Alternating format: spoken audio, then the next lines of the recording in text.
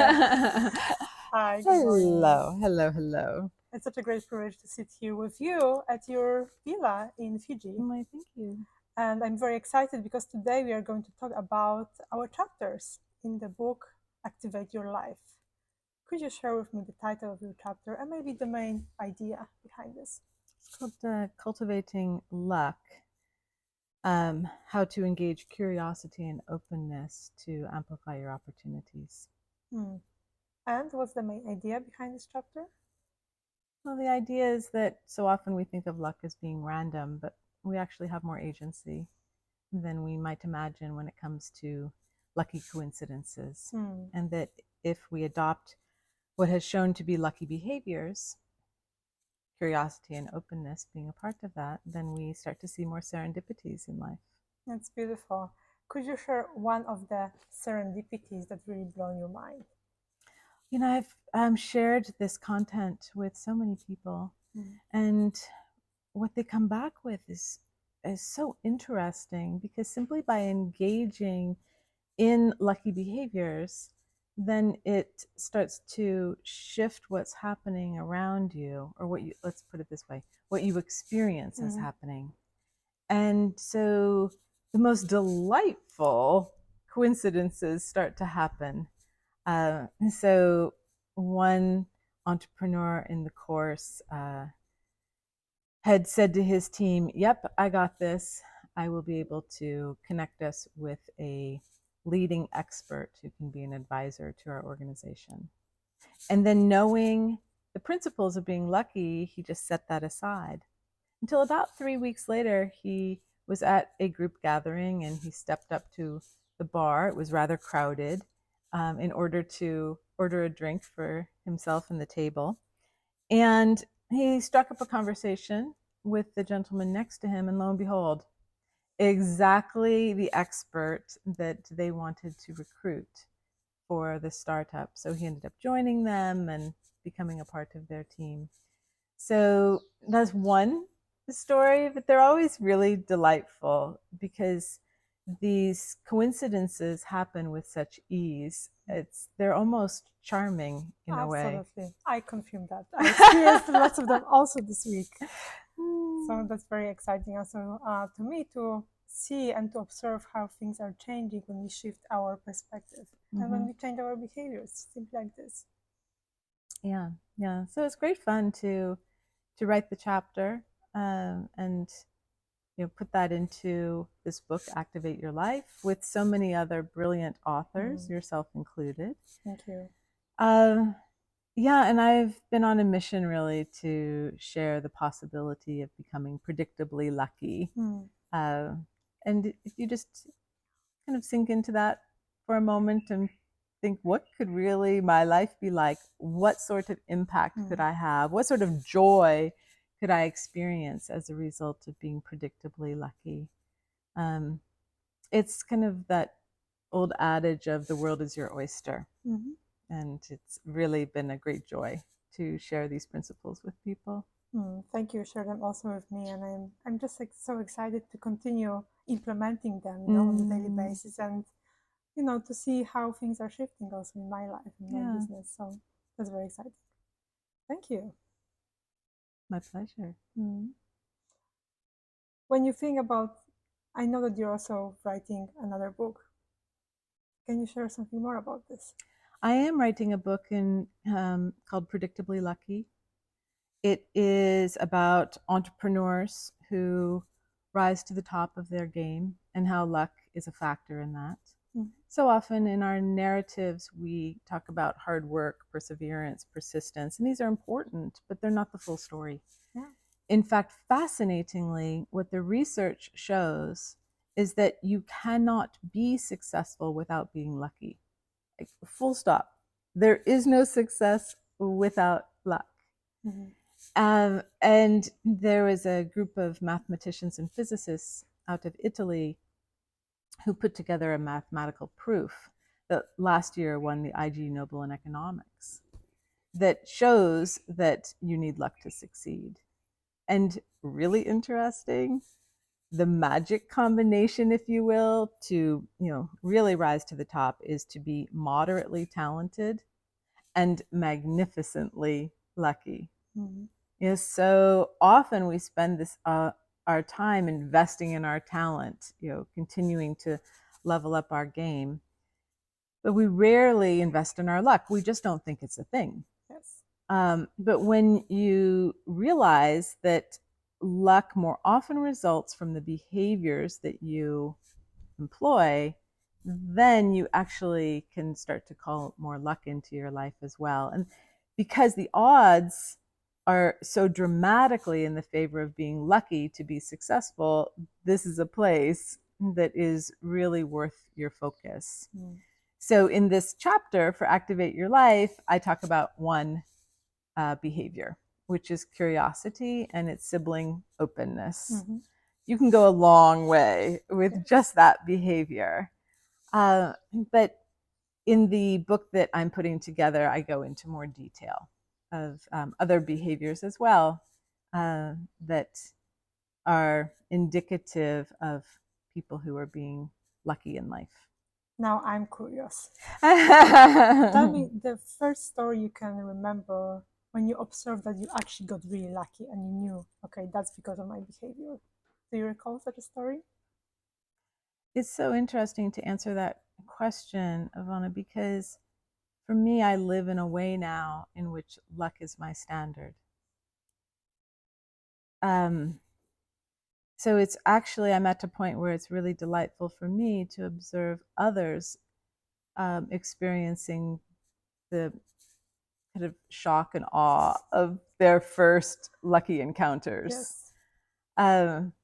And it's actually because I'm so accustomed to being in flow and being in this lucky flow that I decided to start sharing these concepts because I thought other people live the way I do.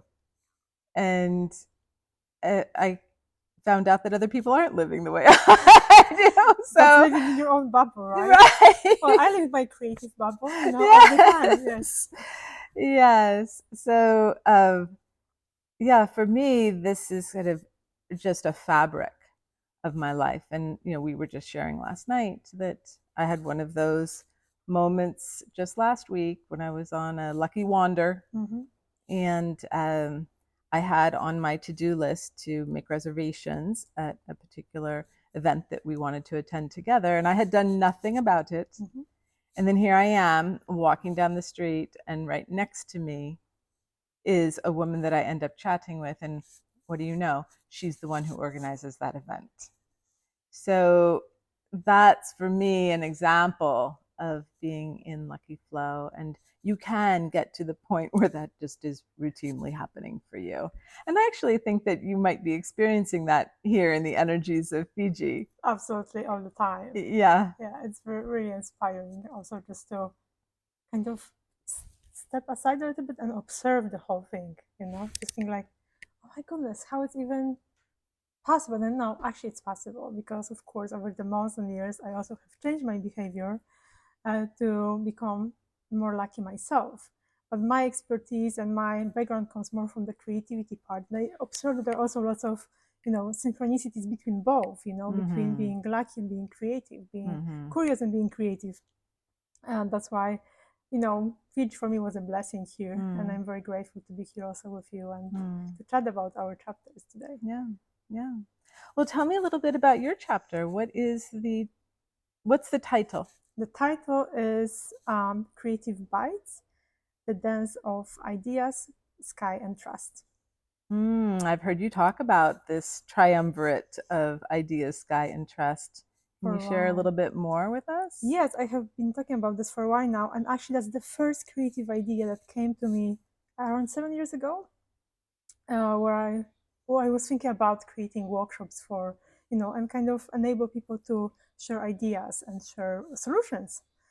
And the first thing that came to my mind was like, how about just creating this very safe space for people to be there and to enable them to be really in the creative flow.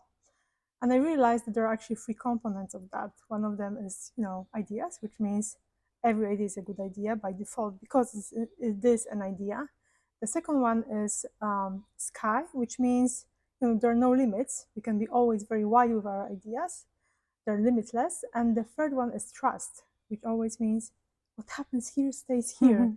And I think when we create this type of trustful bubble where people can really express themselves and when they let their creativity flow, there is exactly where the magic happens. And that's what I actually have been including always in my presentations and in my workshops to enable people just to be themselves. And that's such a powerful place to be when you feel safe to be yourself. Exactly. And to express yourselves. Did you include any activities in your chapter? Yes, there are a few activities that I included. They're kind of tiny secrets. Okay, I don't want to force you to reveal them. Maybe people will have to read your book in order to know. Read the chapter, but I actually would love to share one because for me it seems like a very obvious one, but because as you mentioned, I also live in my bubble. You live in your lucky creative bubble. I live in my creative bubble.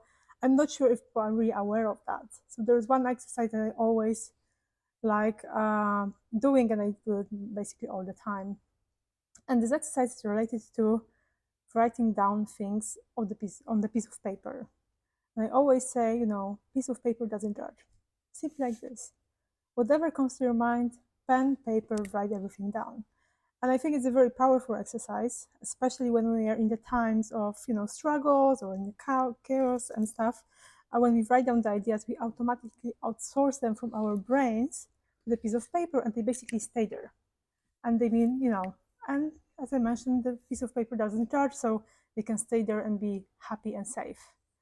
And I think it's a very powerful exercise, and it has been for me at least, because I don't have this chatter in my head any longer because everything is already here written, and I can then step aside into other stuff. But what is even more powerful when we do that under the so-called time pressure. So what we can do, we basically can set our timer and say, okay, I'm writing that for 80 minutes or for 5 minutes, and I'm writing everything down what comes to my mind.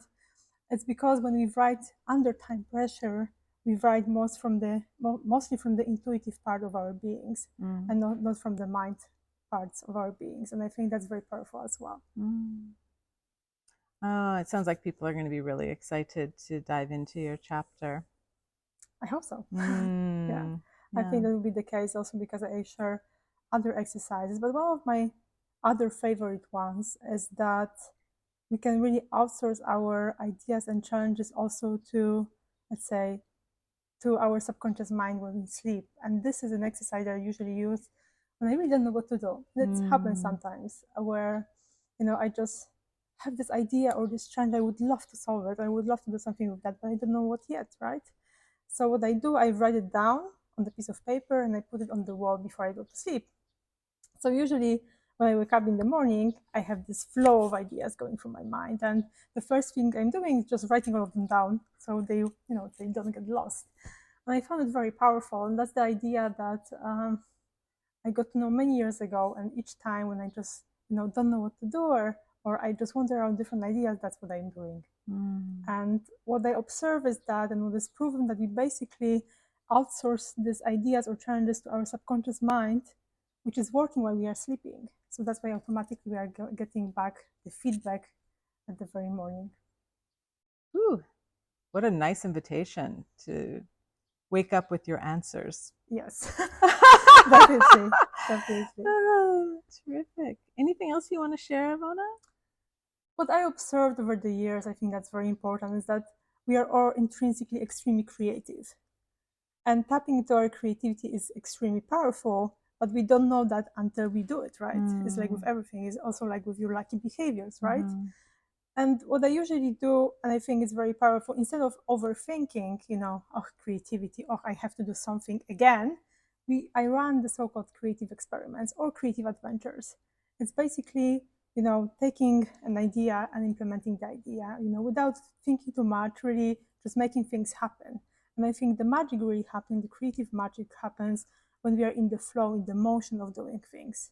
Because then what we do, we basically grow our creative muscles in our brains. And, every next idea or every next trend is going to be just easier to solve because we are just trained so well in our creativity. Yeah, it's like a muscle that you start to use, you practice, and it develops just like anything else. Exactly. Yeah. Yeah. Thank you so much for giving us a little peek into your Thank you. chapter. I think, of course, we have 2 chapters in this book, but it's a compendium of many different ideas and thought leaders.